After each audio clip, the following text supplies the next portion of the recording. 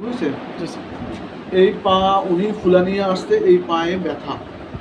আমরা ultrasonogram scan করে দেখলাম ওনার এই জয়েন্টে একটু ইফিউশন আছে, কিন্তু ওনার ইন্টারেস্টিং ব্যাপার হচ্ছে ওনার টেন্ডো অ্যাকিলিস স্ক্যান করে আমরা দেখলাম এই টেন্ডো অ্যাকিলিস আমরা স্ক্যান করতেছি স্ক্যান করলাম ওখানে চলে যাবো।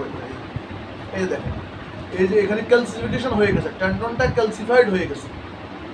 অ্যান্থোসোফাইড ছিল প্রথমে, পরে ক্যালসিফিকেশন হয়ে গেছে। এক্সট্রা একটা হাড় দেখা যায়, এই হাড়টা মনে হচ্ছে যে সেখানে ফ্রিজ করা এই বামার দিয়ে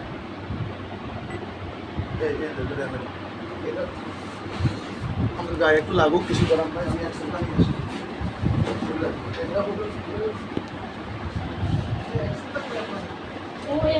এই যে দেখা যাচ্ছে, এই যে একদম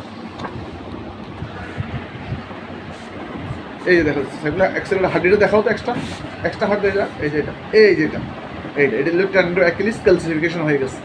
এটা আমরা এখানে দেখতেছি, আমাদের এখানে দেখা যাচ্ছে এই যে এটা এই হাড়টা।